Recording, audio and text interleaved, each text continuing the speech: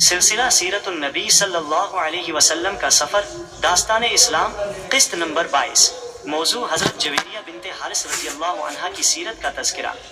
میرے محترم بھائیوں اور عزیز بہنوں، آج کا موضوع ایک ایسی عظیم خاتون کے بارے میں ہے جن کی زندگی دکھ، آزمائش، صبر اور پھر رحمت الہی کی ایسی داستان ہے کہ دل خود بخود نم ہو جاتا ہے۔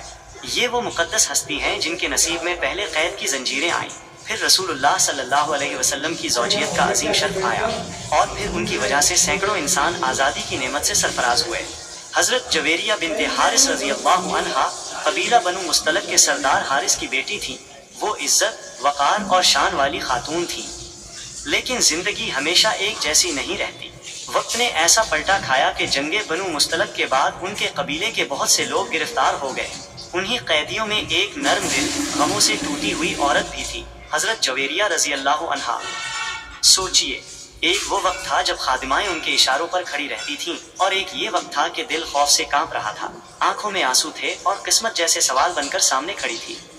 رات کی تاریکی میں شاید وہ اپنے رب سے کہتی ہوں گی، اے اللہ، کیا میری زندگی اب یہی رہ گئی ہے؟ کیا میرے نصیب میں سکون نہیں؟ لیکن میرے بھائیوں، اللہ جب کسی کو عزت دینا چاہتا ہے تو زمین کے فیصلے بدل جاتے ہیں۔ حضرت جویریہ رضی اللہ عنہا حضور اکرم صلی اللہ علیہ وسلم کی خدمت میں حاضر ہوئیں۔ ان کے لہجے میں درد تھا، الفاظ میں عاجزی تھی اور دل میں آزادی کی خواہش۔ انہوں نے عرض کیا کہ وہ مکاتبت کر چکی ہیں اور مدد چاہتی ہیں۔ رحمتی دو عالم صلی اللہ علیہ وسلم نے ان کی بات سنی، صرف سنی نہیں، محسوس بھی کی۔ یہی تو میرے نبی صلی اللہ علیہ وسلم کی شان تھی کہ ٹوٹے دلوں کی آواز کو اپنے دل میں اتار لیتے تھے۔ پھر آپ صلی اللہ علیہ وسلم نے ایسا فیصلہ فرمایا جس نے صرف ایک عورت کی قسمت نہیں بدلی بلکہ پورے قبیلے کی تقدیر روشن کر دی۔ آپ صلی اللہ علیہ وسلم نے حضرت جویریہ رضی اللہ عنہا کو آزاد فرمایا اور نکاح کا شرف عطا فرمایا۔ یہ خبر جیسے ہی صحابہ کرام رضی اللہ عنہم تک پہنچی تو سب نے کہا، یہ لوگ اب رسول اللہ صلی اللہ علیہ وسلم کے سسرالی رشتہ دار ہیں، ہم انہیں قید میں کیسے رکھ سکتے ہیں؟ اور پھر دیکھتے ہی دیکھتے سینکڑوں قیدی آزاد کر دیے گئے۔ حضرت عائشہ صدیقہ رضی اللہ عنہا فرمایا کرتی تھیں، میں نے جویریہ رضی اللہ عنہا سے بڑھ کر کسی عورت کو اپنی قوم کے لیے زیادہ بابرکت نہیں دیکھا۔ ذرا محسوس کیجئے، ایک عورت جو خود قیدی بنی وہی اپنی قوم کی آزادی کا سبب بن گئی۔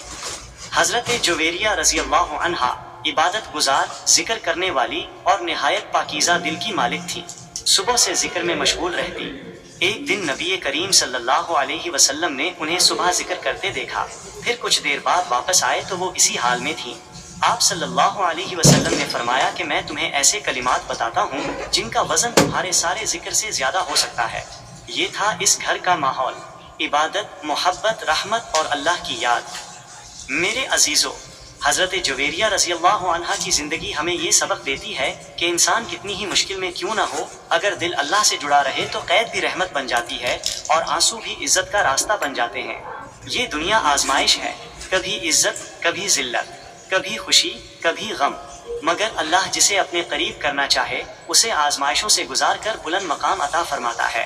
اگلی قسط کا پیش منظر، حضرت میمونہ بنت حارث رضی اللہ عنہا کی سیرت کا دل کو چھو لینے والا تذکرہ۔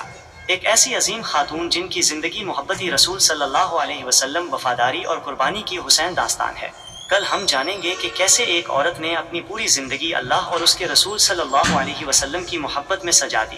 ہمارے ساتھ جڑے رہیے۔